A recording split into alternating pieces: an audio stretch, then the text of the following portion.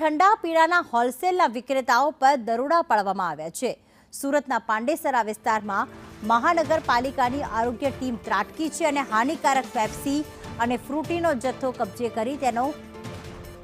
નાશ કરવામાં આવ્યો છે। પાંડેસરા છે, ઉધરા છે, ડિંડોલી છે કે જ્યાં ઝાડા ઉલટી અને તાવના કેસો વધ્યા છે, ત્યારે આસપાસના જે પેપ્સીના વિક્રેતાઓ છે, ફ્રૂટીના વિક્રેતાઓ છે ત્યાં દરોડા પાડવામાં આવ્યા અને હાલમાં મુદ્દામાલ જપ્ત કરી તેનો નાશ કરવામાં આવ્યો છે।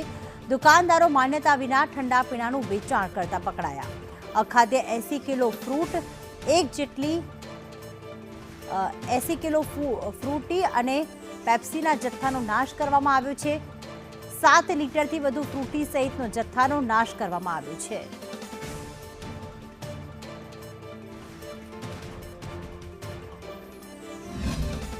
વિસ્તારમાં આપણા સ્લમ વિસ્તારો છે, ગુજરાતના જેટલા સ્લમ વિસ્તારો છે જેમાં રોગચાળાનું પ્રમાણ હમણાં વધી રહ્યું છે, ત્યાં એક ઝુંબેશ હાથ ધરીએ છીએ, જેમાં અમારી એક ટીમ બનાવવામાં આવેલ છે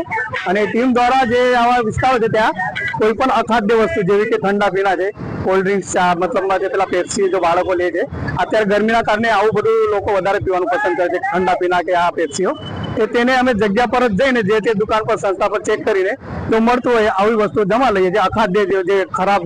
ખાવાની વસ્તુ જેવી છે એ બધી જમા લઈને તાત્કાલિક એને જગ્યા પર નાશ કરીને પાવડરનો છંટકાવ કરીને એને આમની સાથે ગાડી પણ છે, કચરાની ગાડી, એમાં અમે નાશ કરી દઈએ છીએ અને તાત્કાલિક ટ્રાન્સપોર્ટેશન મોકલી આપીએ છીએ।